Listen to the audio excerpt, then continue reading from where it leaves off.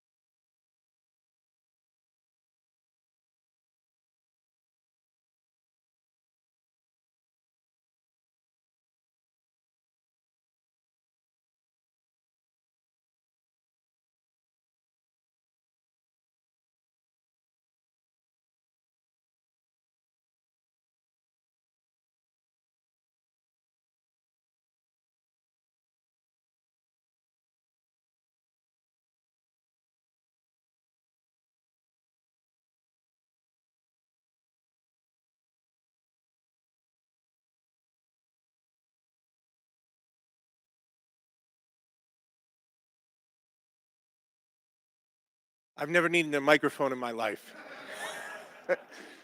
I was able to be with Senator Cramer and David Solomon over lunch today. He was saying that 45,000 employees, 50% of them are in their 20s. And so we were able to talk about trends with young people, which is something I think about here at the University of Mary quite a bit. And then afterward, we had just about one of the most wonderful experiences that I've had in living memory. We took him across the hall into the Kirk Lanterman Financial Center, where he spent nearly an hour regaling our business students. This isn't Stanford Business School. This is the University of Mary. And yet I stood there proud as can be, watching a man who stands at the pinnacle of business and industry in this country, speaking with our students, taking their questions. The questions were great, and the students were from all over, weren't they, Senator Cramer? Well, I was wondering if anyone's from North Dakota for a while. We had one question from North Dakota.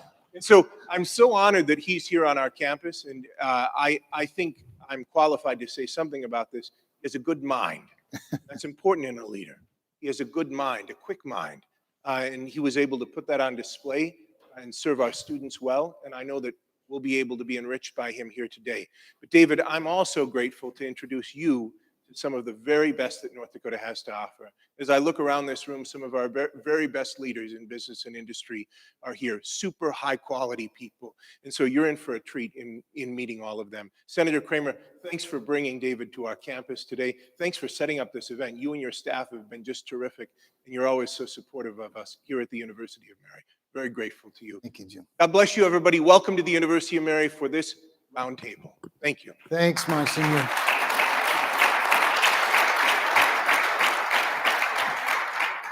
So first of all, I want to say right up front now, I've heard Monsignor say to two audiences, we're not Stanford. And I say, amen. If we wanted Stanford, we'd go there. We're right where we want to be because of the University of Mary and because of what the University of Mary stands for, because the University of Mary does not apologize for capitalism, but rather embraces it and lifts it up as the best economic model in the world today, as the most ethical economic model in the world today. And so we're just really glad to be at the University of Mary and not stuck in some awful building in Stanford or some other university. And Monsignor's right. We just had a rather historic hour, David. I don't know if you know how special that hour was, but there are a whole bunch of students who do. And I want to say that the reason you reminded me in that hour of exactly why I wanted you to come here, and that is that you have passion. And more than anything, one of the characteristics about David that I've appreciated in my short time getting to know him is that he's got a balanced life. And that is to say, a life outside of really intense work. I mean, really intense work, right? And you do it well. So thank you for that time with the students. Just to give you a little background on what we want to get accomplished today, and a little bit of the run of show. By some weird quirk, the chairman of the banking committee, who also sat on or sits on the steering committee in the Senate, asked if I would be on the Senate banking committee. And I said, well, that's a little bit like Sonny Bono being on the Judiciary Committee, but Newt Gingrich did that, so I suppose I could do it. And he said, oh, would you also be willing to be on the Budget Committee? And I thought, okay, that's the payment for being on the banking committee. And I've loved it, because there's a lot I don't understand, but there are a few things I do. And so I focus on those few things I do. And in the process, I think it became fairly clear to a lot of folks in the financial services industry that I care a lot about small businesses. I care a lot about community banks and credit unions. But I also understand, I like macroeconomics, and I understand the underpinnings of a good system. But I also look out for the people that some people don't look out for. There's a lot of loud noises. Near as I can tell, business is a lot like politics. There are loud noises in your ear, and usually they come from activist people who represent a minority of the thinkers. But they make loud noises. So I'm always happy to be the other loud noise in the other ear, even if I'm the only one. And when it comes to the certain areas, and particularly with regard to legal commerce and legal industries that that are out of favor, political favor with certain groups that make a lot of loud noises, you start feeling a little insecure. And so I've set out for the last couple of years to make sure that financial institutions understand they have a legal obligation as well as an ethical and moral obligation to consider legal commerce as part of their portfolio, whether it's traditional bank lending or investment banking. And then put some backstop to that and make sure that they know two things. One, that will hold them accountable, but more importantly, that we have their backs when they're doing the right thing. And a number of bank presidents reached out to me and to my shop, and one of the very first ones was David Solomon. And we met for breakfast in Washington, and we had a nice long walk over to the Hart Building, and had some great conversations. And I really appreciated the things he had to say, and appreciated his style as well as obviously his success. The other thing is this, you guys, I don't know if you've noticed, but I rarely appear on national television shows that are centered around politics. But I love to go on CNBC, Fox Business, Bloomberg, and they're the shows I watch. They're the stations I watch. And so I get to see David Solomon perform a lot. And I watch all of the celebrity bank presidents. I see, and all of the big leaguers. And I've always appreciated, David, how you handle yourself. And part of what I like is he's blunt and honest, as well as respectful and ethical, and that's really, really cool. So I knew you'd be a great fit. You might have noticed we've been calling this, or we decided to call this, the Bully Pulpit. That's because we're going to create a series around this discussion. And so by being here, David's going to learn a lot from you. We'll learn some things from David, but more importantly, there's a broader audience out there that's going to learn a lot about a lot, because you're providing your platform along with our platform here. And we want to be able to have these honest family discussions about capitalism and free enterprise and gun ownership and energy and the future of energy and private prisons, or whatever the case might be, the things that the family needs to talk about in open public. Because here's what I believe. I've believed it with all my heart, and I look at some of the greatest innovators in the country.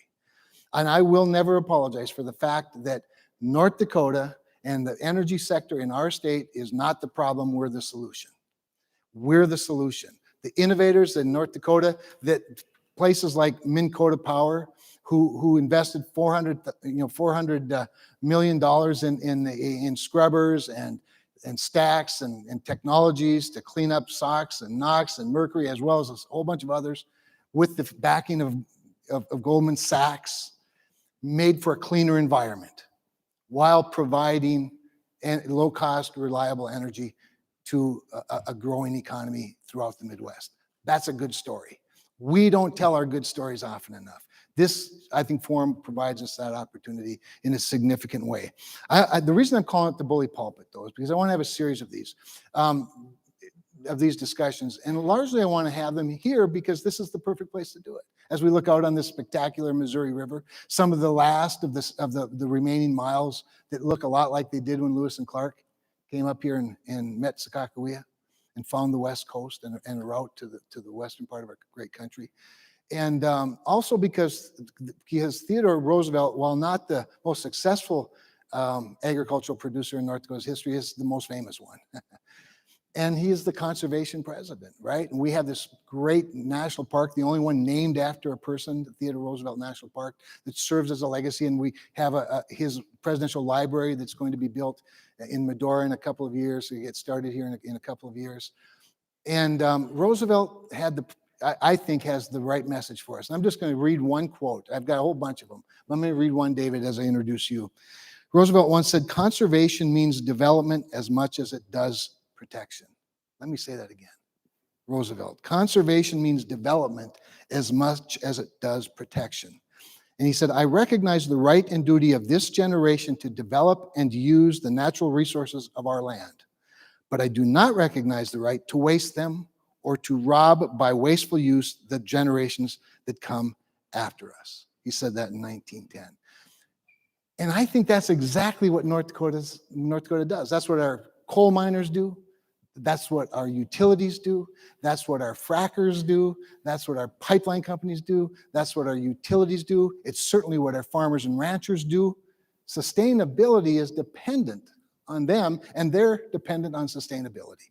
And so I want us to be able to present today with David's expertise, to his expertise, and listen as we listen to his expertise about how we finance the future and build the bridge to a different future, perhaps, without killing the very innovators who have brought us this far to this point. So with all of that, David, thank you so much for taking the time to be here, for the important work you do, the investments you have made in this great state. And we look forward to listening to you. The run of show, just real quickly, after David says some opening comments, is we have a few people that are going to make some, kind of get us off and running, kick us off with some presentations and some questions for you, and you can question them.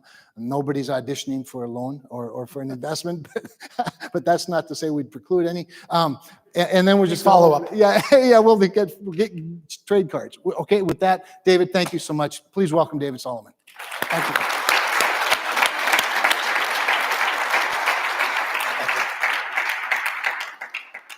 Well, thank you, Senator Cramer, and thank you all. And I'm really delighted to be here. It is so beautiful. It's such a beautiful day. I've really had a very enjoyable couple of hours. The interaction that I just had with the students downstairs, was really inspiring. And I said to the senator as we were talking on the way from the airport, over here, one of my favorite things to do is to engage with young people. I always learn, but I always enjoy it. And as the senator referenced, I run an organization with 45,000 people, 50% of whom are in their 20s. It's a very, very young organization. So part of our responsibility in that organization is to bring that generation along and set them up for other opportunities. A small portion of them may stay and build their career at Goldman Sachs, but most of them go on to do many, many other interesting things, both professionally and personally. And so I always enjoy talking to students. And as I also said, that will most definitely be the best part of my week, the best 1 hour of my week. But this is another very, very good hour. I'm delighted to be here. I'm delighted to talk about anything that's of interest. Take some questions, ask some questions. Good. So I look forward to it. Well, let's get to business then. What I want to start out with, so we have a guest, Larry Keene is here with us from the Sports Shooting Foundation. I've worked closely with them on responsible gun legislation. Gun ownership is not only legal, it's constitutionally guaranteed. And we're in a part of the country that understands that and values that. And want to give Larry an opportunity to share a little bit from their perspective. I see you're flipping the screen, but the slides, there's your slides. Okay. So thank you, Senator. Thanks for being here, Larry. For the opportunity to be here. Hello, David. It's a pleasure to meet you. The senator asked me to speak briefly about firearms industry. So I'm with the National Shooting Sports Foundation, which is the Firearms Industry Trade Association. Our members are all the major firearms and ammunition manufacturers you've ever heard of, down to the small mom and pop gun shop, in rural backcountry of North Dakota. I want to thank the senator for sponsoring the Fair Access to Banking legislation, S 563, which is critically important. It is not specific to our industry, but it addresses discrimination by large banks against sectors of the economy that are not politically popular in some segments of our society. It is sort of the antidote to what I would call woke capitalism, where decisions about who you do business with are based on what product you make and where it falls on the CSG spectrum, instead of looking at the fundamentals of the companies that are seeking to do, have banking services. And this we see from the large banks. We also see it from other sectors of the economy, Facebook, Google, credit card processes, and the like. And it's not limited to the firearms industry, and it frustrates us in the firearms industry because the industry is doing very well, particularly the last 18 months. The industry has an economic impact of about $63.5 billion nationally in the economy. Since 2008, the industry has grown the economic impact by 232%. Jobs have increased since '08 by over 106%. And here in North Dakota, the economic impact is $110 million and employs about 1,100 folks in the state, full-time employment. We obviously hope to see that increase within North Dakota um, as the industry continues to grow. Look at a number of economic factors and data points to see how the industry is doing. One of them is the background checks that the FBI conducts when someone purchases a firearm from a licensed retailer. We adjust those numbers to back out noise that doesn't reflect sales.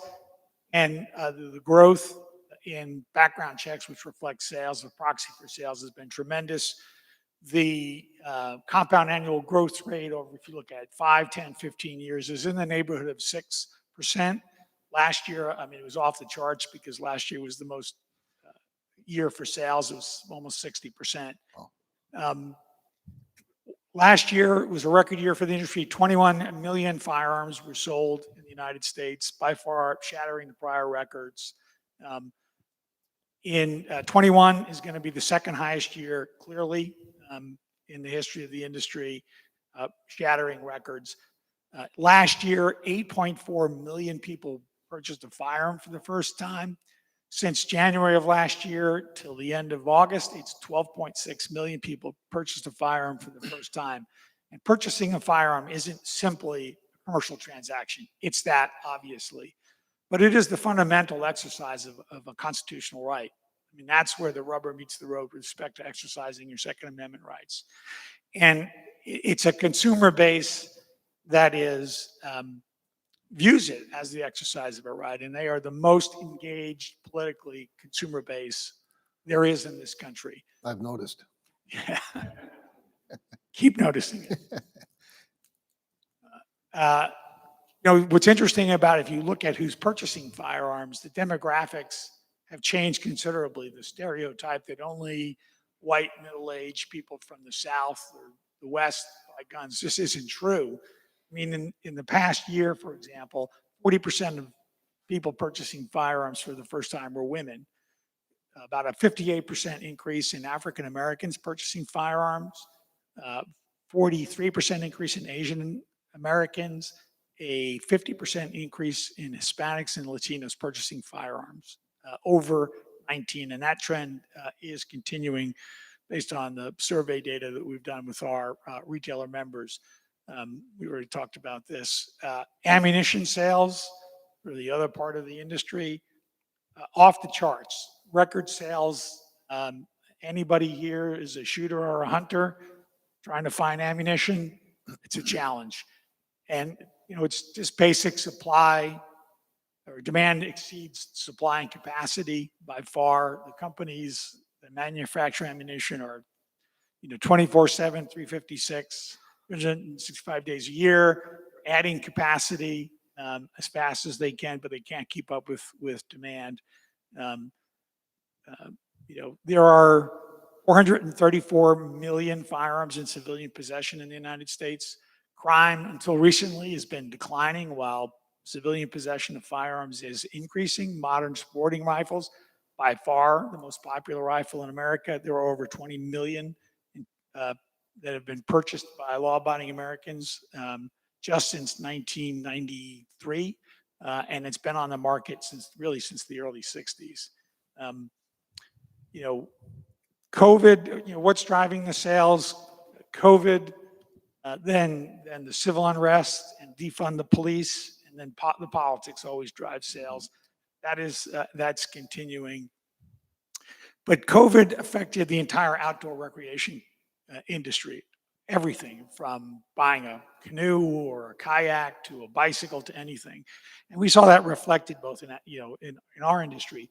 Hunting and target shooting have increased significantly in the past year, which has been really good to see, particularly because the purchase of firearms and ammunition is what drives or funds wildlife conservation in the United States. The industry pays a federal excise tax of 11% on ammunition and long guns and 10% on handguns.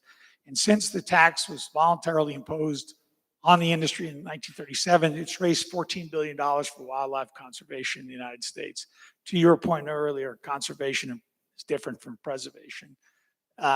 And so, the numbers have just been off the chart. The excise tax numbers from the first quarter of this year are like 150% above last year first quarter. Is the most recent data. All of that is what funds wildlife conservation in North Dakota. So, most ammunition and firearms are not purchased for hunting, but that all raises money for conservation. If you look at there aren't a lot of publicly traded companies in the industry, but when you look at the share price of Ruger, Smith & Wesson, Vista Outdoor, Olin, which owns Winchester Ammunition, I mean, their stock prices are doing very well. Ruger, doing very well. Ruger has no debt and has paid a dividend every quarter for decades. So they're very, very healthy companies doing very, very well. And yet they struggle at times to get banking relationships from some of the largest banks, which is again why we really appreciate your legislation to try to address that issue, to really essentially codify the proposed rule, the final rule that was pulled back by the Biden administration from the Office of the Comptroller of the Currency, that if it's a legal business under federal law, if you're a bank and you want to discriminate, it's up to you, but you don't get access to taxpayer-funded resources like the FDIC insurance, the Fed fund window, the automated clearinghouse. So again, Senator, thank you for your leadership on that important legislation. Again, not just for our industry, but it affects many other industries that are politically disfavored at this time. So thank you very much. Yeah, thanks, Larry. Thanks for the presentation and the thoughtfulness of it. So David, just real quickly in sort of answering to this criticism. Now, one thing, of course, Goldman Sachs is a little different than a lot of the other traditional mainstream banks, although you're becoming more like that.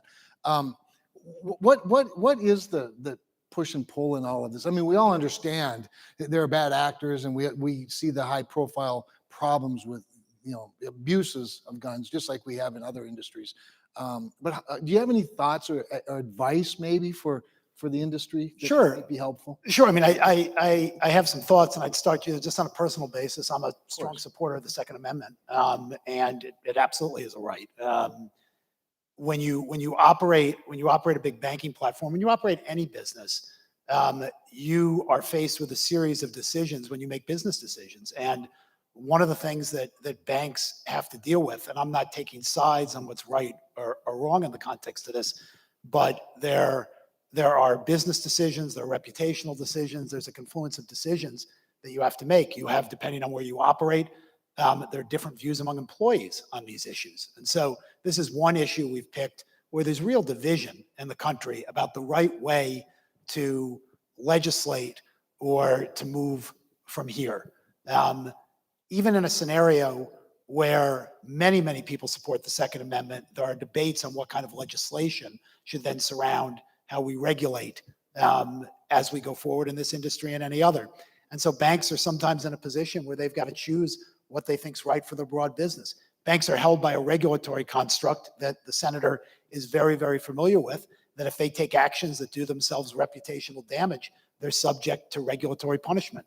And, this happens to be an industry, and it's not the only one where there's debate around it. So people make decisions that they think are right. And I don't think that you can have free enterprise in banking and say that banks can't make those decisions. You absolutely can have legislation that says if you do, then there's going to be a consequence to it. I think one of the things that helps in these areas where there's a lot of debate is to allow legislators to set better ground rules and better policy as to how we want our society to operate. I'll give you another example. It's just a very clear example. I've had a number of meetings in Washington over the course of the last year where senators and congressmen have been telling me that I have to advocate more aggressively for higher wages. And I said, well, let's just start with Goldman Sachs. Goldman Sachs is a very high wage payer. I think in our organization nationally, we have in the United States, we have a very, very small number of people. I think we have 26,000 people in the United States. I think we have 300 that make less than $20 an hour. and we have nobody that would make less than $15 an hour in our organization based on the nature of the jobs. So it's not about what we pay our employees. We operate in a fair market system. If you live and you operate in New York, minimum wage in New York, if you want to hire somebody, is over $20 an hour. I mean, it's very, very hard to find labor for almost any activity in New York at $20 an hour. But in different parts of the country, the labor supply demand is different. In different parts of the country, the wage balances are different. And it's really not up to free enterprise and business to set wage levels. If you want, and I'm not advocating for minimum wage or against, but I'm just saying, if you're a congressman or a senator and you want policy that supports higher wages, legislate it, but holding private enterprise responsible for setting the rules and regulations, I don't think works. I think every business has to run their business to protect their business interests with some balance about what's doing right, in the long run. And it's not always easy. There are a lot of things that happen. I have my personal beliefs, but I've got employees all over the world yelling and screaming about whether or not they want to work for us based on what we're doing. And I have to balance that. That doesn't mean I agree personally with all the decisions I make, but sometimes I'm forced to make the decision that I think is best for the organization that I'm stewarding or I'm responsible for. And it's not always easy. Yeah, no, and for sure, Congress over the, not just recent times, but decades, has not always provided clarity Or on a lot of guidance, these things. Yeah, and we do expect the industries to sort of make the rules, and then we can complain about them. Well, I had a discussion on this wage issue Yeah. where they were saying, well, you have vendors that come into your buildings. Yeah. You have to make sure that you don't hire any vendor to do anything unless the vendor is paying this wage. And I said, no, that can't be our responsibility. We're operating in a free market system. If we have somebody that's going to provide security services, it's not our job to set the wage for that vendor if we're using a vendor for that. But if you want to create policy around it, create policy around it. So one of the challenges, of course, is you are a highly regulated industry, and as a highly rated industry, you have a public safety net, right? A taxpayer-funded safety net, and that's where what I'm trying to protect in my bill is to not allow categorical discrimination. So, Charles, I want to go to you next, and then we're going to hear from some specific and some individual solutions. Charles Gorecki is with the Energy and Environmental Research Center at the University of North Dakota. You probably want to describe what you all do there, but formerly a DOE agency, now a DOE partner, doing really great, incredible, really innovative work. And I believe this gets to the solution on the energy front. Sure. These guys have more solutions than Goldman Sachs has employees. Which is good. That's a good thing. First of all, thank you, Senator Cramer, for inviting me to speak and bringing Mr. Solomon to the beautiful University of Mary. Monsignor, thank you for hosting us here. I'm Charlie Gorecki, as Senator already pointed out. I'm the CEO at the Energy and Environmental Research Center. We're a non-teaching branch of the University of North Dakota. Our mission is to lead the world in developing solutions to energy and environmental challenges. And we work all over the world. We work on all kinds of different energy and environmental challenges. And I'm really happy to work. A lot of our focus here is in North Dakota. And we have something I think really special in North Dakota. We have the right, we have Team North Dakota, which is something you won't find other places, where we have these great connections with our elected leaders, both on the federal side and also the state side. We have incredible partnerships with industry. You're going to hear from a couple of many of the industry partners that we work with at the EERC. We're about 240 people at the EERC. And in North Dakota, we have a number of different things to solve some of these ESG challenges that I'm sure you're hearing about all the time. And of course, I know that Goldman Sachs has a lot of funds that are focused on ESG. So some of the things that I've been thinking about and asking you since you've agreed to come here were, what are the goals and metrics when you think about ESG and how you make your decisions and metrics related to ESG? What do you think about? And a point I want to bring up is there's a lot of discussion about reliable energy not necessarily being clean energy. And I believe we have those solutions here in North Dakota where we can provide clean, reliable, 24/7 energy and power. We're going to hear from a number of our partners here that that's exactly what they're doing. Yet I know they're having challenges finding investment, finding groups like Goldman Sachs to either help them with capturing a tax credit, for example, 45Q tax credit if they're going to store carbon dioxide, or even finding that investment bank that will help them get over the hump so that they can take these technologies, which cost money, put them into practice in North Dakota so we can provide our people with that clean, reliable power. And Senator Cramer has been a champion for us in Washington and throughout the state of North Dakota to help push those policies. So I guess if I had a question, what is exactly the metrics that you utilize when you're making those ESG decisions, and how does that work at Goldman Sachs? Yeah, so I think it's important. ESG is become a for lack of a better term, it's become a catch-all to describe something that when we talk about it, not sure we know exactly what we're talking about. Environmental and social governance metrics that institutional investors use when they evaluate investments has coined this phrase ESG, and it's now getting applied to a much broader thing. It's like I get asked often, what do you think of cryptocurrencies? And I say, well, what is it? Are you asking me what I think of Bitcoin? Are you asking me what I think of the blockchain? Are you asking me what I think is about central bank digital coins? Are you asking what I think about stable coins? Are you asking what I think about DeFi? It's the same thing.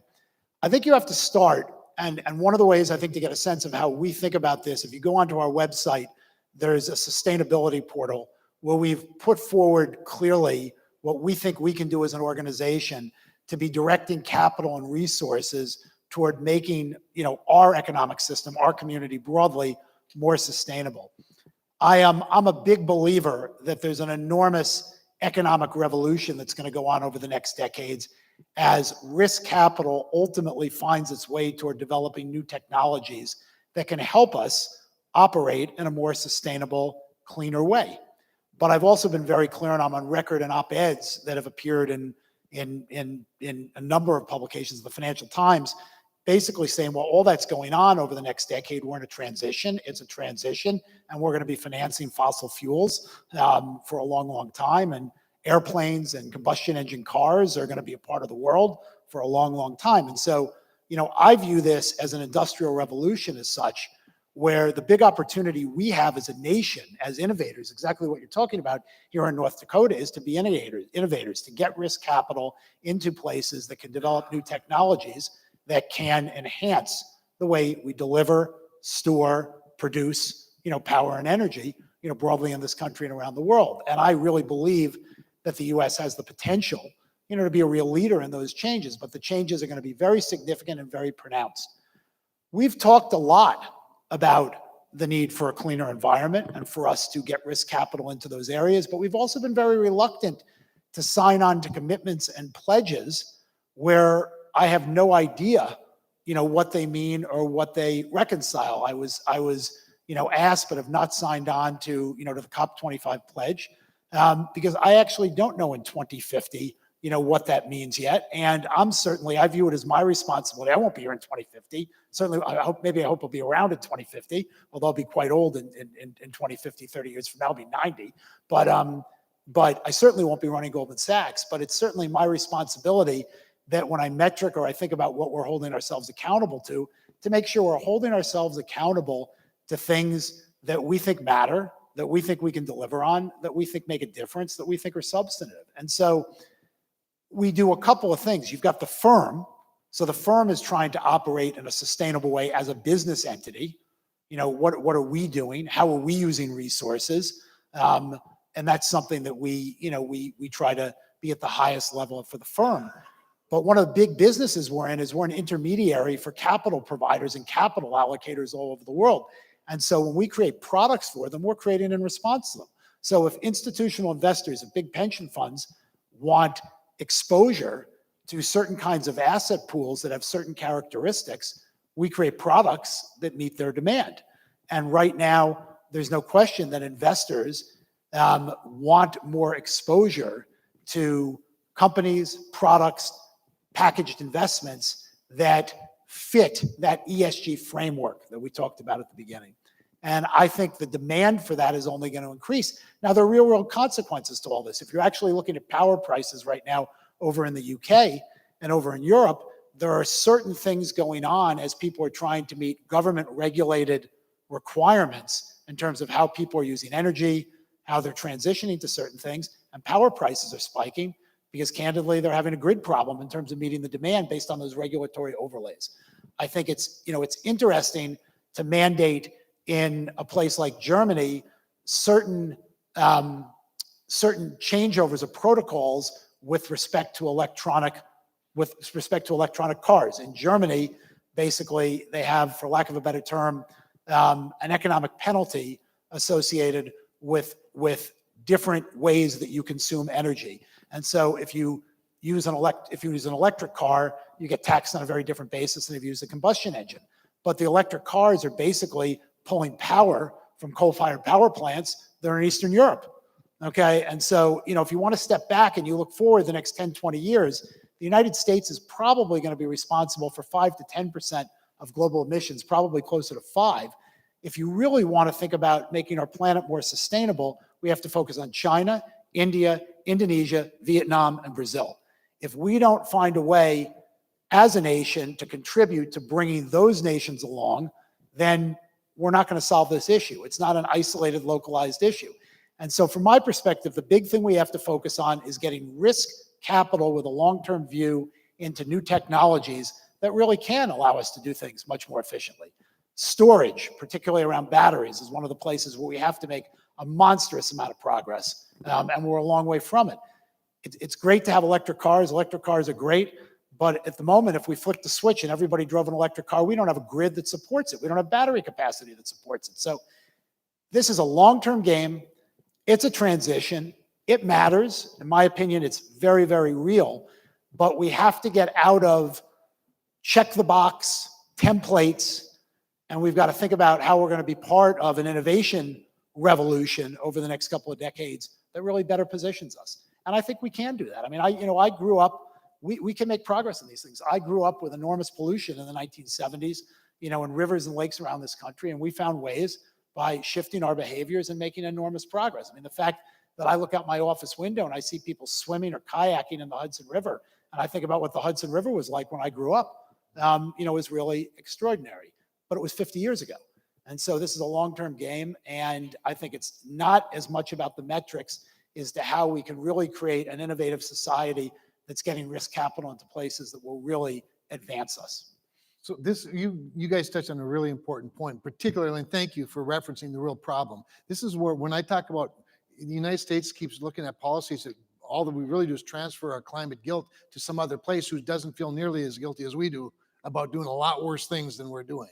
And that's why I think we have to have a global discussion. One of the areas, to your metrics point, Charles, not only is it difficult for David to know for sure what the metric for Goldman Sachs would look at, like, think about that across multiple financial agencies or institutions, and then look at it globally. Right now, we're dealing with this notion of a border carbon tax, either receiving one or requiring one or paying one, depending on where you go, and none of them have the same definition of carbon or how you would finance it. We have to resist that, and particularly with our allies, and get back to focus on the polluters, not focus on whether Europe or the United States is the worst actor, because the worst actors aren't the United States. I will say, though, that I'm a big believer. I'm expressing a personal view. If we want to make progress, we have to put a price on carbon.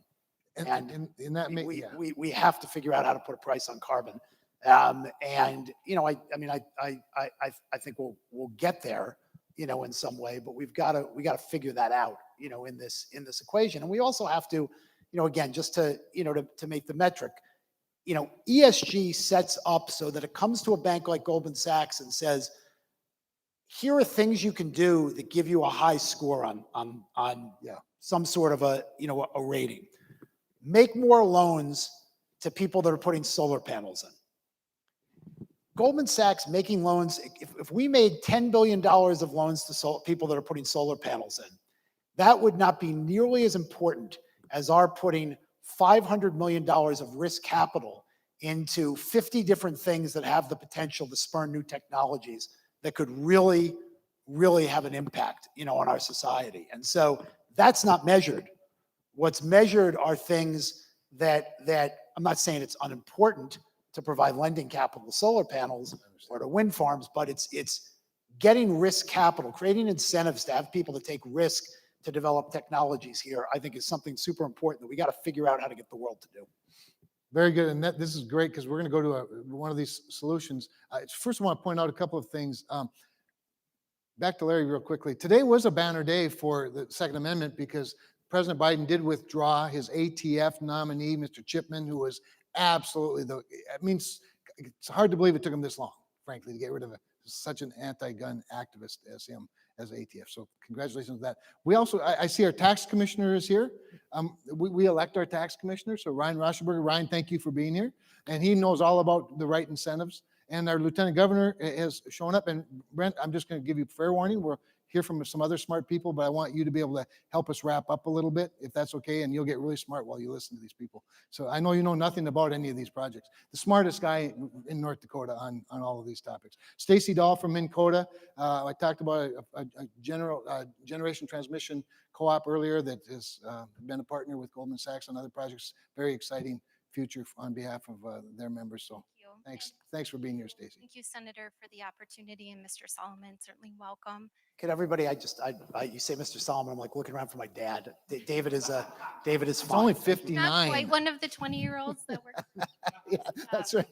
At Goldman Sachs, we use first names. Thank you. Thank you. So I represent Minn Kota Power, which is a wholesale power provider to eastern North Dakota, northwestern Minnesota. Our energy profile looks very aggressive on non-CO2 based resources. Between wind and hydro, we're at nearly 50%. The backbone of our system, however, is coal, and very proudly so. We also understand that as we move into the future, we cannot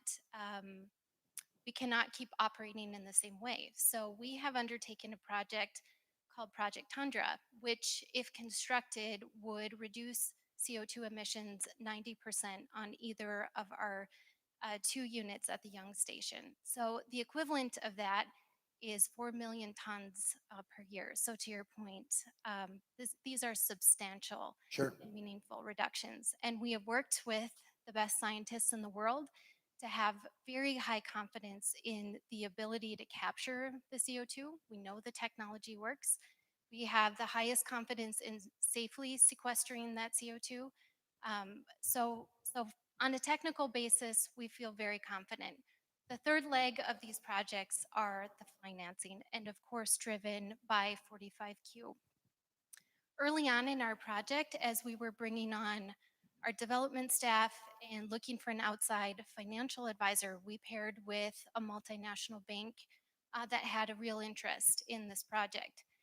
And it wasn't very long into that relationship when the broader parent company made the decision that no more investment in coal, no more relationships with coal, full stop, even if this was a technological solution. So since then, we have entertained good interest, investment interest in our project, but given the nature of how these investments are driven through the 45Q tax credit, a not-for-profit cooperative cannot take on that appetite. We need those partners. And so I just wanted to hear from your perspective how an institution like Goldman looks at carbon capture in particular. Yeah. So, I don't know enough about the project specifically, but and I don't know if you're in touch with anybody at Goldman, but I'm going to put you in touch with someone at Goldman if you're not, after we walk out of the room. This is exactly what I'm talking about. People want, politically, our society wants black and white answers. They want yes and no. Everything's gray. Everything's nuanced. The best thing a financier can do is to listen, to observe, and to figure out how to operate in the gray and in the nuance. You're doing something that's innovative and is advancing, and black and white rules that say you can't do this or you can't do that aren't helpful in that transition.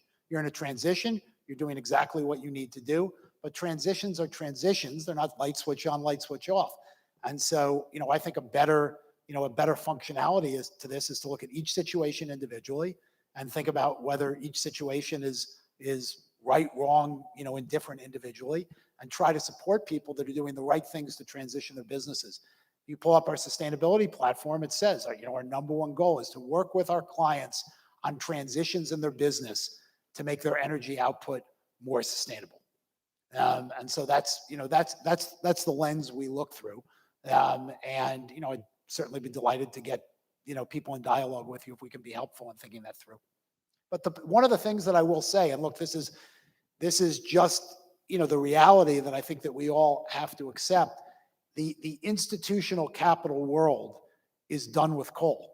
And I don't mean if you're transitioning or innovating in a way where you're making it cleaner, but I think that I just don't think the institutional capital world is going backwards on this. So too much of the institutional capital is controlled by parties that have decided, for good or bad, they want to accelerate that process.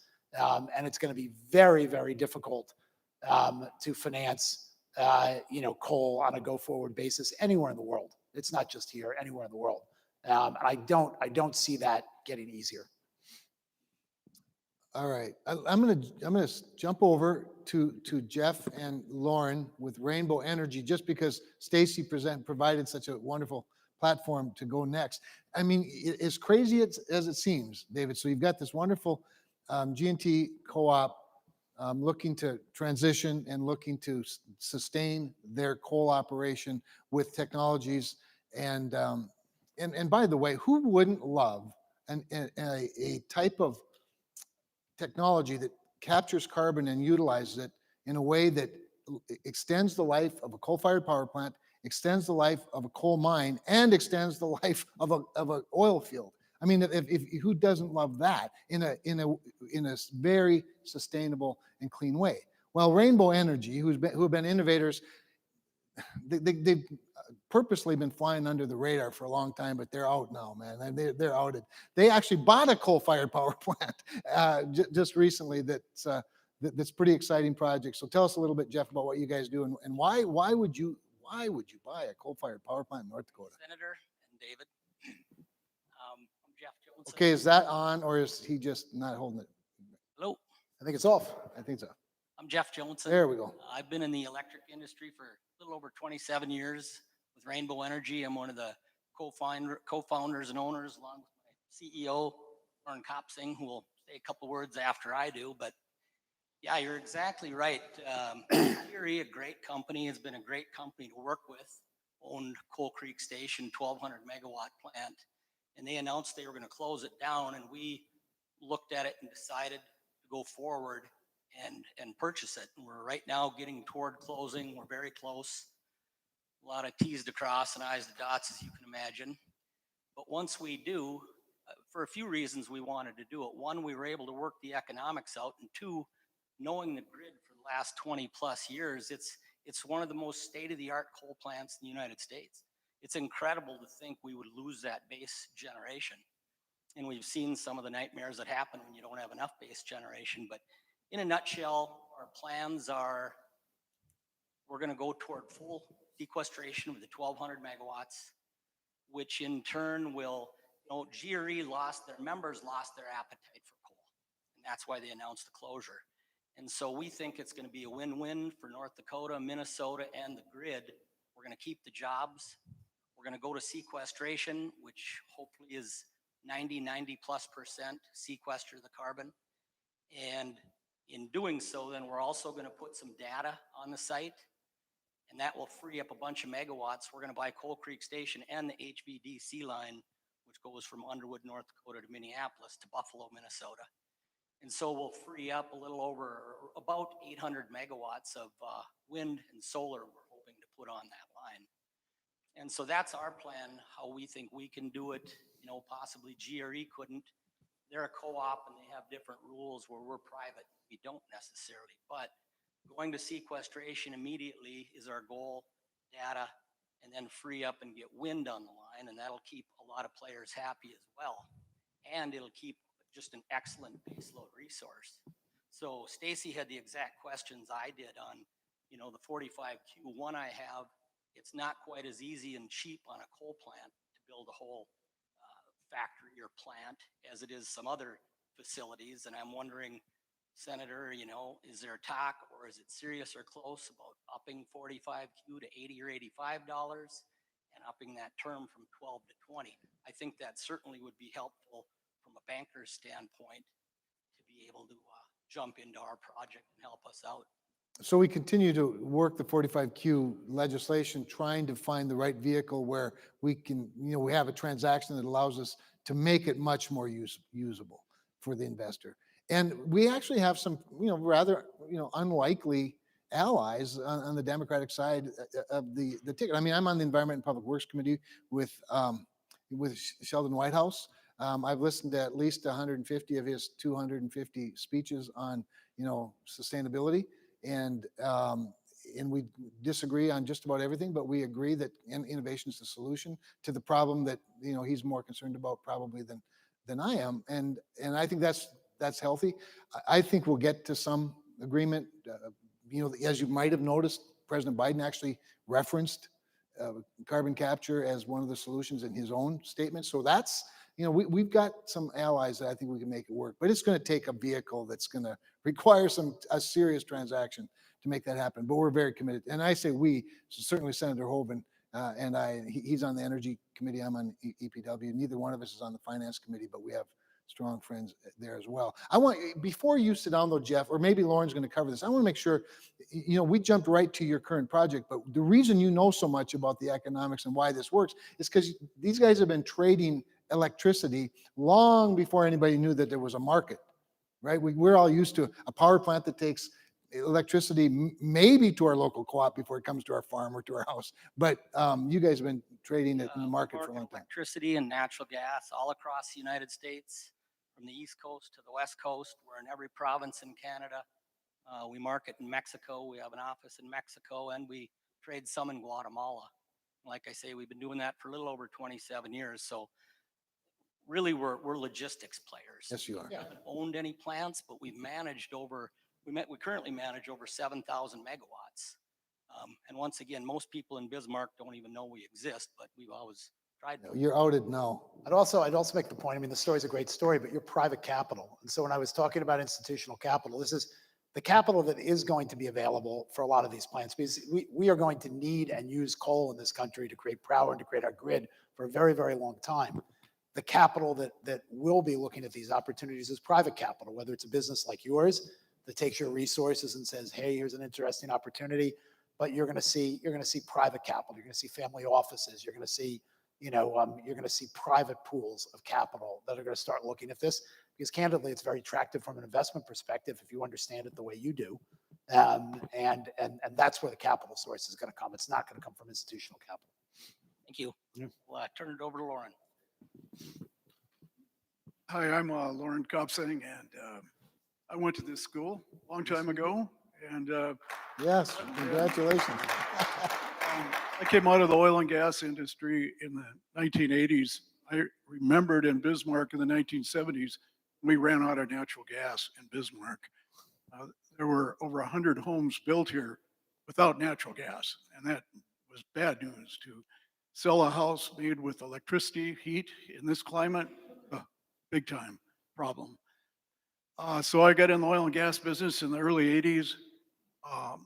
Tough going, but the people in the industry were flamboyant people. It was a fun time. We lots of parties. There were crooks. There were great business people. It was a wide range of people. But Sounds like politics. yeah, somehow I fit in and loved it, and I'm in it today. We're an oil and gas production company also, and we're involved in rainbow energy marketing. But later in the 1980s, I got in the natural gas marketing business, and two of my great customers are here today. University of Mary, thank you, Father Shea and Jerome, and Gerald, who's at an ethanol factory out in western North Dakota. So we market electricity all over, again, Canada, the United States, and some in Mexico too. Okay, so in my life, around 1990, I saw the electric industry starting to deregulate. And I was a niche marketer on this pipe here, MDU, WBI, Williston Basin Interstate Gas Pipeline. And I wanted to be a national marketer. So I got some guys like Jeff and Stacy Chider together. And even though it was touch and go for a lot of years, it really worked out to be a tremendous company to market electricity. But I noticed some things about the people. The oil and gas people were, they didn't have much conscience at that time. It was in the 80s. It was fun. The natural gas industry was more serious. But when I got to the electric industry, I learned how serious it really was. The people in it, number one was to keep the power on. And yeah, we go to events for the mid-continent area power pool and stuff. And, people weren't getting drunk and drinking out of a boot and yeah, showing, partying until 4 a.m. This was a different group. These people were serious because they had a serious mission to keep the electricity going. And I have just one final story here. My story is more on reliability. So I've got this little paper. Not much. It's on MISO. I'll give you that, Kevin. Yep. And I was hoping this issue would Solomon, come up. sorry. MISO, is a Indep- reliability. Midwest Independent System Operators. What's that, Kevin? Midwest Independent System Operator. Yes, yes. And they handle the transmission from Saskatchewan, Manitoba, down to New Orleans. It's a huge entity. And there's a lot of wind in it. We're not down on wind. Wind's fine. Solar's fine. We need it all. The nation needs everything. But on the 8th of February this year, it's kind of a unique situation. All of MISO, where there's 22,000 megawatts of capacity, only produced 1,001 megawatts that day, the 8th of February this year. Wind. I blew that one. Okay, wind was 1,001 megawatts with 22,000 megawatts of capacity. If they were all going full blast, it'd be 22,000. Coal Creek Station that Jeff's talking about that we're buying that day, its capacity was 1,150 and it made 1,101 megawatts. So one old coal steam plant in North Dakota that day made more energy than all of MISO wind. So you got to take that into consideration in life. A carbon tax, whoa, rough deal. Rough deal for an independent power producer. 45Q, like Jeff talked about, Kevin, if you can help us to get that thing kicked up, direct pay, more years, higher amount, because to convert a coal plant is like building a whole new power plant. It's a big deal. Okay, thank you. No, great points, and thank you for raising the reliability issue, because I thought of it as you were talking about, coal going forward, and how coal has fallen out of favor with a lot of people. It used to be out of favor with the people in Texas that thought wind was going to save them until they all froze to death. And see the idea of dealing with a fantasy versus reality, it's a hard lesson. And to the point, Lauren, you just made a great and important point about electric providers at least in our part of the world, and I think it's throughout the country.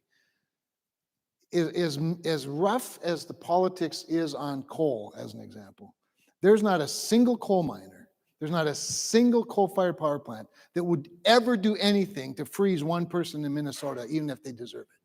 Do you know what I'm saying? And that's that grit part of our part of the country. And that's the ethical thing that we do, because it's tempting sometimes, isn't it? But We need the point that was made, we need the power. we need the power. So And if we're going to be a growing economy, and if we're going to have electric vehicles, you don't mothball those reliable power plants too quickly. Just one afterthought. Of course. I'm not a good speaker. But, so 1 week later, after the 8th of February, we got cut at my home.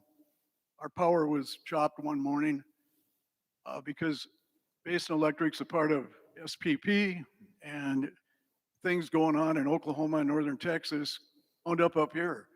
And that morning, my wife's boss from Sioux Falls was in town. She's a pharmaceutical rep. And whenever he's in town, she's very nervous. And we couldn't get her garage door open because there wasn't any power and she had to beat him. So I got in big trouble that day. Yeah. So it was just 6 days later, after the 8th of February, that it hit the fan in Oklahoma and Texas. And Texas was cut for 4 days. The temperature in Houston got down to 10 degrees. People's pipes froze. People died. 128 people died. Electricity is important. Yep. Reliability is important. So Gerald Bachmeyer has already been referenced from Red Trail Energy out in Dickinson, an incredible innovative story where first of all, they're producing ethanol, as you said, and a liquid fuel that at one point was considered a solution and now is considered liquid fuel. It's amazing how politics changes things. But anyway, all that said, and they have a carbon capture story as well. And Gerald, just thanks for being here and thanks for hanging in there. Well, thank you, Senator Cramer and Mr. Solomon. Yeah, Red Trail Energy, give you a little background on North Dakota's ethanol. We produce about 555 million within the state, and which actually grind anywhere from 40 to 60% of the corn grown in our state. And then we export the ethanol, about 90 to 95% is exported out. So when you look at their side of things, this year, by the way, it's probably going to be higher to 80, 85 with the drought in the western part of the state. Yeah. But Red Trail Energy got started in 2007. And obviously with the RFS and the demand, it's like any industry, the industry overbuilt itself. We got 14.5 billion gallon demand, and I think we got the capacity to produce 17.9, and we can export about a 1.6. So we looked at different ways to differentiate ourselves, and we worked with a lot of people within this room. And one is the EERC. I'm happy to report. Oh, by the way, Lauren, on February 8th, we actually had to cut power to our ethanol plant in Richardson, North Dakota, so we didn't drop the whole grid. So again, I'll support that reliability factor right there. Moving on, we did the research. I'm very happy to report today that we have submitted our permit to the Department of Mineral Resources. We're anxiously awaiting for it to go to the North Dakota Industrial Commission. We have our wells drilled. Our technology is there. We did over just under 1,000 feet of coring. We tapped the well the other day, Senator, and we will use about 20% of its capacity within our facility. And the reason we're doing that is to take advantage of the low carbon fuel markets. By capturing and sequestering the CO2, we will actually drop our CI value between 28 and 30 points. So when that goes into a low carbon fuel standard, they can move their ethanol molecule across more gallons in our petroleum industry. So we're very happy to have that. The one other thing that's different from our coal industry that I think Red Trail Energy is actually going to be a pilot program, because we produce about 180,000 ton compared to, we heard 4 million ton, up to 10 million ton in some of these plants. To take that data transferred into the technology to utilize within our oil and gas and coal industries. We have the latest technology put into our system. We have the fiber optic cables that are actually monitoring downhole of the well and the sustainability of the plume. Plus, it's also on our pipeline, our transition pipe from our capture equipment to our wellhead. And we're anxiously waiting. We're looking at end of December by January 15th, we want to be injecting CO2. So it's interesting. When we were at the early stages of the debating the infrastructure package, Secretary Granholm, Secretary of Energy, called me up and she said, "I have two questions." We had a long talk, several long talks throughout that process. But she said, "Do you consider the electric grid to be infrastructure?" I said, "Anything that moves product to market is infrastructure." And yes, I do think ratepayers should pay for it, not the taxpayers. But anyway, and she said, "Well, how about CO2 pipelines?" And I said, obviously, again, you take away, in some cases, if you're using utilization as well, you're taking a waste product and turning it into a commodity. That's definitely economical. Thank you. Thank you. Thank you. You bet. We just have a few minutes left, but I want to turn to, I'm looking at Ron, and I don't know if you or somebody from the oil and gas industry like to talk, but one of the things when I think about our oil industry, our producers in this state who have taken what used to be multiples, maybe dozens of holes and turned it into one to produce the same amount of oil. And I think about what they do in Russia or Venezuela, or what they want to do in Iran or other parts of the Middle East. And I think that we have a policy, this is not your policy, this is a political policy, that somehow dissuades or prohibits further development of our oil industry in the United States of America, including much of North Dakota, but then encouraged OPEC Plus to produce more. I think that is so upside down for so many reasons. But once again, it's our innovators here. Do you know natural gas, just as a point, Lauren, natural gas produced in the United States of America and shipped in liquid form to Europe emits 40% fewer emissions than Russian natural gas put in the Nord Stream 2 pipeline. And somehow that's a good idea. But we care about the global, climate fraud. Anyway, Thank you, Senator. Ron. Thank you, Senator. And David, we have got a lot of folks here from our industry, and I represent the oil and gas industry in North Dakota. And for the record, I just want to say, if we all remember Hurricane Katrina, all in the years in which there was a hurricane coming into the Gulf, gas prices went up, diesel was short. Today, 700,000 barrels a day of Bakken oil to Louisiana Gulf Coast, supplying 70% of the American refinery capacity every single day. That's why you're not seeing energy prices rise across this country, and we can thank the producers in North Dakota and the technology to uncrack the Bakken. So we've got a lot of great things going on in North Dakota, and we've got some things that I see that North Dakota's nimble. And when I talk about the Bakken, it takes $20 million a day to fully capitalize the Bakken. Today, I'd say we're capitalizing the Bakken at less than $10 million a day. We have got the state of North Dakota working with all of these energy sectors. This year, the North Dakota legislature and the governor passed and approved the Clean Sustainable Energy Authority, and $25 million of grants towards commercialization of all the technologies you're talking about today. We've got a $250 million loan program through the Bank of North Dakota to help capitalize projects that are going to innovate oil and gas. And I think when I talk to our producers and what I hear from our CEOs, there's been a sea change in just 2 years in their mindset of how they're looking at energy production. We understand our consumers want a cleaner barrel. We want to make a cleaner Bakken barrel. So a couple of the things we see going on in the Bakken, we are attracting the great minds of the world, but also the innovators of North Dakota to capture remote flares, put them power the cloud, power Bitcoin, power the cloud. Those people have come here. We are adopting that technology. We are reutilizing produced water now in the completions. That reduces your emissions because it cuts your trucks by a third, addresses the workforce shortage that we have. Many, many great things. Some of the challenges I see out there, that 50% of your workforce, when our folks go into your banks and other banks, they just basically put their hand up and say, yep, we're not interested in oil and gas. The economics of the Bakken, dollar for dollar, well for well, compete with any basin in the country, including the Permian. And when I look at Goldman Sachs, you guys are bullish on oil, but yet you're sell on the Bakken. And we think that the Bakken is where this innovation is going to take place. We think that the capitalization of the Bakken producers is critical because of the backing, the partnerships that we've got in this state. So we're starving for capital, quite frankly.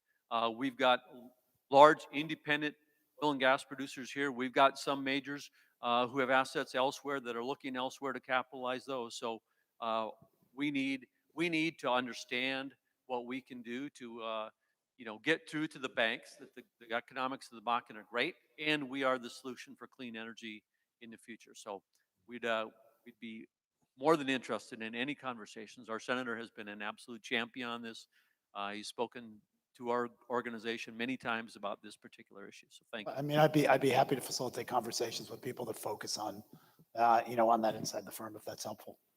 Yeah, and you raise an important point, because even during the Trump administration, whenever I would talk to him about oil, and I did a lot, as you know, he'd often talk about the majors, Ron, and I'm not against any of them. I'm for all of them, but the diversity of the geography of where these basins are does matter. That's another hedge on Iran or Saudi Arabia or Russia, as opposed to what we're doing now. I know the time is getting late. I'm looking at Dale, and Basin Electric, the other big G&T, the even larger G&T cooperative in the states, doing some really, in fact, they've been doing innovation. You've been so far ahead of the curve for so long. You know, they were turning coal into gas before it was even, you know, sensible. But anyway, Dale. Thank you, Thanks. Senator, for putting this together. It's a great session. Mr. Solomon, thank you for taking the time to come to North Dakota. Sure. Base Electric was a wholesale electric provider. We provide power to 130 cooperatives in 9 different states. We strongly believe in an all the above energy portfolio, and we have practiced that since day one of Base Electric. We were early movers in the renewable space in the early 2000s. We were putting up wind turbines to check their viability, and have put up several sites since then. Over that same time period, as the Senator talked about, we have the Dakota Gasification Company that has operated one of the largest CO2 sequestration projects in the world. We send CO2 to Weyburn, Canada, in enhanced oil recovery there.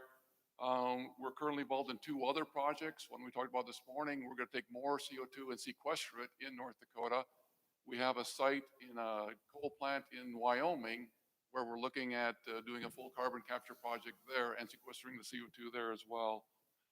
We have we're partners in an integrated test center in Wyoming as well, where we set up a system where companies can come in and test their technologies on how to capture CO2 and turn it into usable products. And we've been running that for the last 4 or 5 years. Bottom line, we've been working as fast as we can to transition, as you talked about, transition the energy into renewables and less carbon footprint. But with the one thing that we are strongly in favor of, though, is making sure that we're making and keeping power reliable and affordable as we do so. There's a lot of push to try and make this, it started out as 0 by 2050, went to 2040, now 2035. There's always a changing goalpost on how we do this. My question for you is, you talked a little bit about the short-term view from Goldman Sachs. What is Goldman Sachs' long-term view for working with energy companies that need to do financing to get new technologies, but at the same time, we need to keep running our fossil fuel, not just coal, but natural gas plants to provide the reliability that was talked about and the resiliency of our grid. A lot of talk about batteries, but batteries are coming, maybe someday. And as Lauren talked about, we're in the business. We can't plan on someday being there. We have to do what's needed now, plan for the future, and keep the lights on. So curious on long-term view on a company like ours that needs to do that long-term, all the above. Goldman Sachs, I said this before, and I've been clear publicly on this. While we support, all sorts of capital investment and transition, we're going to be using fossil fuels in this country for a long, long time. We're going to be supporting companies like yours, businesses like yours for a long, long time, and we'll be financing businesses. Now, the only thing that could stop Goldman Sachs from being willing to do that is regulatory intrusion. And by the way, I think there's a risk of that. I don't think it's real and immediate, but I think there's a risk of that. I think one of the things that would not be productive is to try to take this metric overlay and start, forcing banks in the near term to be accountable for who the end lenders are and what's going on in the end lender portfolios, broadly. As the senator will tell you, there's discussion. There's tremendous pressure. Tremendous pressure and discussion. But from our perspective, our job is to finance business and try to help businesses progress. We believe there's a transition going on.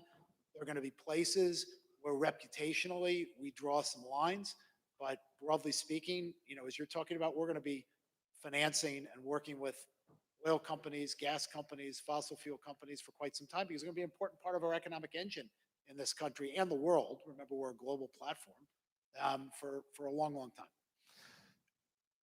Before we do wrap this up, I'm looking back at some of my lender friends. I see Rick back there, of course, North Dakota Bankers, Barry, Independent Community Bankers, Lisa, our great cooperative friendly regulator. Any thoughts from the local, regional financial side? We need, obviously, the entire value chain is really, really critical, but any thoughts or questions for David from the financial sector today? You just getting another degree on. Good. Well, that's great. Um, is there one more thought, question from anybody presenting? Yeah, please, Jerome. Yep, Jerome Richter, Executive Vice President. These bankers are shy, so I'm going to ask a question for them. Okay. Interest rates and inflation. I look at interest rates differently than the bankers do, but it's going to affect all of us. And then when it comes to now cost of education that Monsignor and I think about, how is inflation going to be? What do you see it, David, into the future? Great. Sure. And I'll offer a view, but I'll also say, it's a complex matrix. But I think the mindset I'd like you to think about, I graduated from college in 1984. From the moment I've gotten out of college, in fact, even from 2 years before, from 1982 on, interest rates in this country have done one thing. They've gone down. And I grew up in the 70s. I was a child of the 70s. While I was a child, since I've been in the financial world for 40 years, I've spent a lot of time studying the 70s, the 60s. I mean, looking at the historical cycle. There are a variety of reasons that led to this real fundamental reversal over the course of the last 40 years. I think one of the consequences of that is we're in a mindset that's really rooted in the experience that we've had over this period of time. At the same time, monetary policy has evolved, and the way we execute on monetary policy has evolved. In some ways, I'd say this: there's more of a political overlay to monetary policy, and I'm not shooting at the independence of the Fed, but I will say that politicians have come to better understand that free and easy monetary policy in the short term is a very constructive political tool. And so the political pressure on keeping monetary policy very loose and very liberal, I think has evolved over the course of the last couple of decades. I think one of the big errors that we made, over the last 10 years is that we kept monetary policy much, much too loose as we came out of the financial crisis over the last decade. And so when we came to the pandemic, we didn't have as much latitude. And so basically, we've made money free. It's been free for an extended period of time. We've put the most extraordinary fiscal push on top of it. And the result of that is inflationary pressures. Now, that's a fact. That's really hard to debate. Here's the part that's open to a lot of debate. And I'll start by saying Goldman Sachs economists think that it's more transitory than I do. I think the wage pressure is real, and you can't reverse wage pressure. So, I was talking to somebody that runs a major, paper box plant that pre the pandemic was basically employing people to operate this plant at $16 an hour. Now they're struggling to get people at $24 an hour. There's no reversal in that. And I think that everywhere you look, wage pressure is real. It's really now spread out across the country, and there's no reversing that. If there's no reversing that, it has to play through into the sustainable cost of goods and services. It just has to. Now, that doesn't mean we have to go back to the 1970s and we have to go back to a real period of high inflation, high interest rates, and stagnant growth. But I think that scenario and the distribution of outcomes, the risk of a scenario like that is much more significant than I would have thought it was if we were sitting here having this conversation 2 years ago. So 2 years ago, if we were having the conversation, I would have told you it's a 5% tail risk. Now I'll tell you in the distribution, it's, I don't know, is it a 20% tail risk? Is it a 25%? It's a real scenario. And it's going to be very dependent on where we go from here. What are the policy actions we take to get the economy back and going again? What are the policy actions we take with respect to spending? All of those will have an impact on this. What are the monetary actions that are taken, by our central bank? They will have an impact on it. People have really forgotten that if you made an investment in almost anything in 1970 and you held it to 1979, you lost money. The only two things you made money on were oil and gold. Okay, if you bought stocks, you lost 50% of your value. If you had cash, you lost 6 to 7% of your value. So we've really been in a mindset where generally everything you've owned has gone up since, with the exception of bonds. No, I'm sorry, while bonds have gone up to this moment, we're going to be in a different world. When you think about bonds, bonds have become uninvestable. Basically, everything you've owned has gone up over the course of the last 30 years. It's just not the way it's going to continue. There have been 9 times, where the 10-year Treasury has been higher than 8%. And I think most of the world thinks that it could never be higher than 8% again. There will be a 10th time. I'm not saying it's going to be next month or next year, but there will be a 10th time. And so I think the inflation pressures are real. That doesn't mean we have to get into a really stagnant environment, but the risk of a stagnant environment like that increases if the decisions and the actions we take from here, continue to send us down a path. And one of the problems that we have is that political decisions are made through a short cycle lens. And, these monetary and fiscal decisions are things we're going to have to deal with over the next decade or two. So I'm in full agreement with him on a lot of these things. And the reason is, again, I'm a simple guy, but I do have a master's degree from the University of Mary and in business. But see, we live in this is a very commodity driven economy in North Dakota, obviously, between agriculture and energy. So, we see cycles. So, but other than that, almost nothing comes down, right? I mean, even in a transitory situation, inflation raises the floor for all things going forward. And lately, the floor has gone way up, and certainly wage pressure is one of them. But so is home values, for example. The price of lumber may come down, but the price of your home never comes down. It seems it's very unusual that would happen. So, and I, by the way, don't think it's that transitory myself. But Jerome, this is probably the area when it comes to interest rates, monetary policy. This is the area that President Trump and I disagreed the most often and most vehemently on, and as well as his treatment of the Fed chairman, and because the independence of the Fed is so critical.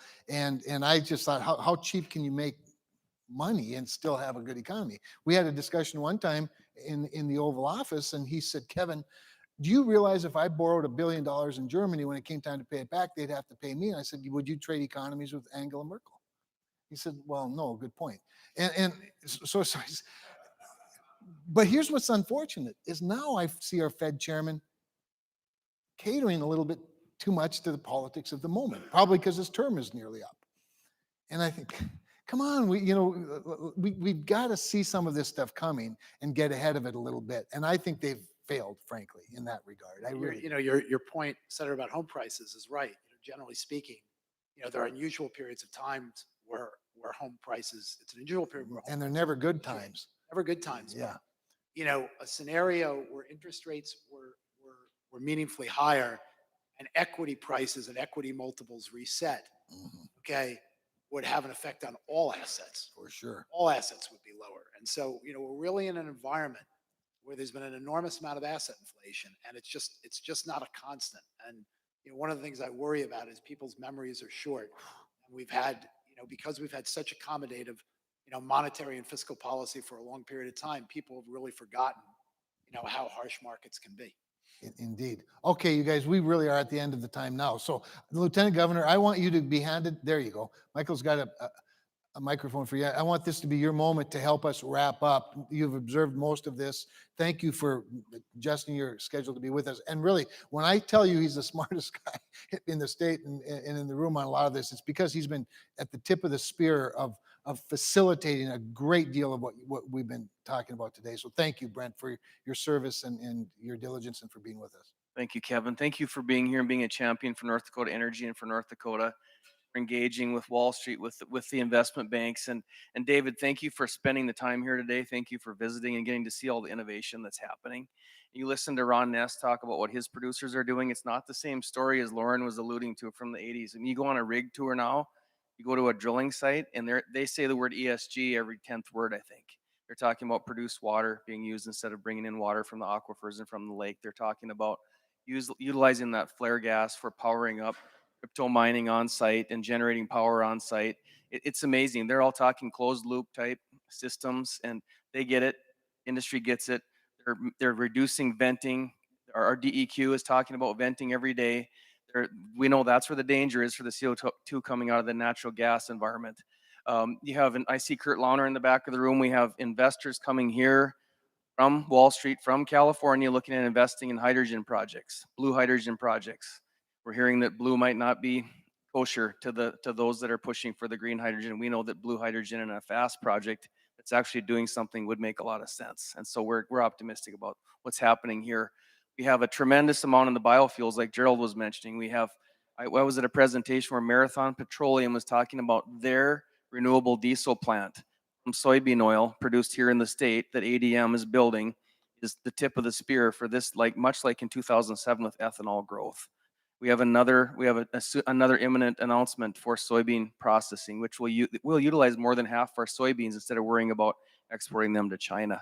There's so much progress in this state, and a lot of it is it's a change from Wall Street. It's a change also from this administration.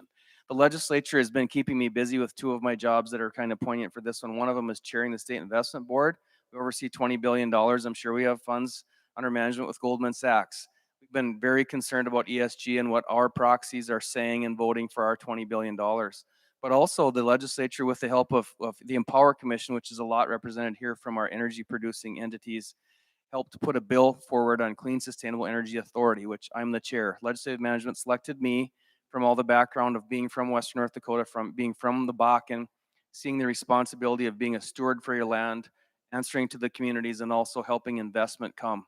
So there's a lot of things happening here, but ESG is our challenge. Clean Sustainable Energy Authority is to help us communicate ESG out to the world, out to the coasts, out to this administration, that we are friendly ESG wise as well. Social is something that doesn't get enough talked about, but Lauren alluded to it. If there's no gas, if there's gas lines like the 70s, if it costs $10 a gallon, there will be social upheaval here. If electricity is not available like it was in Texas, there will be social upheaval. If electricity doubles in price, like Lauren can tell stories about where there's a carbon tax in Canada, doubles in price, there will be social upheaval as well. We are innovating for lower carbon reducing technologies. That's what the Clean Sustainable Energy Authority is doing here. And so that's my elevator pitch. I'm so glad you're here. We need partners in this. We need partners in changing the world. These technologies are happening here. They're innovating here. They're happening here because of our regulatory environment, our state's attitude towards regulation, towards investment. We are investing ourselves. We believe these technologies can then be used in China, India, Vietnam, all the areas that you spoke of, because that's where the emissions are coming from. But we have to have partners to do it. And so I want to get back to, you gave a really quick answer to Stacy on the coal answer, when you said the big banks are not going to be with you if it's coal. And so my question, I'm going to say this because you're here, is why not on a carbon capture project? Is it viewed the same? If they're taking out 90% of the CO2, is it viewed the same? Because right now they can't get insurance because of ESG concerns and pressures on Wall Street, and they're not able to get financing as our Ron Ness's members. So that's my question to you. If there's a carbon capture project with coal capturing 90% of that, are we in the market for having a financing partner? Thank you for being here. No, absolutely, and I appreciate it. And so first of all, I said institutional capital. Banks are not institutional capital, banks are lenders. And so first of all, with respect to something that's, I think where there's kind of where there's a very, very, firm line is on new build facilities, new build plants. I think is a very, very firm line. After you cross that line, I think it becomes very, very gray. It's bank to bank, it's partner to partner, it's project to project, and certainly a project that has significant recapture is something that I think lenders should take a serious look at, for sure. But it's gray, it's not black and white, and it's going to be different from bank to bank. And institutional capital means pension funds, and institutional investors, which is different, obviously, from lending partnerships. Thank you. Monsignor Shea, this place is the best. I'm glad we made the decision to hire you 12 years ago. It's worked out very well to this point. And Jerome, thank you. I just can't think of a better place to do this. To all of you stakeholders, thank you for this irrevocable gift of your time, for telling the North Dakota story to our very special guest and to the audience that's watching across the country. And people pay attention. I had two national hosts of business shows asked to have us on with them today, and the time doesn't work out. We're not going to do that. I'll be following up with our national media on today's discussion, and we'll look forward to that. But you know how to get a hold of me, and we'll be doing this again soon with somebody else. Nobody as good as David Solomon. However, David, you are a star, and I mean that in every good way. You've got the right personality, the right demeanor, the right seriousness, combined with a balanced life, and you're welcome here anytime. So thank you. Thank you. Thank you for having me. Thank you all for spending the time. It's a real privilege to be with you. I really appreciate the innovation and the energy, no pun intended, that's in the room around, the role you're playing. We need power and energy. We need to figure out how to do it more efficiently, but it's a transition. And we're going to try to play our role. And to the degree there are dialogues where we should be connecting with any of you because we might be able to be helpful, we're happy to do that. And so thank you very much for your time and wish everybody good luck and healthy. Thank you all. Thank you.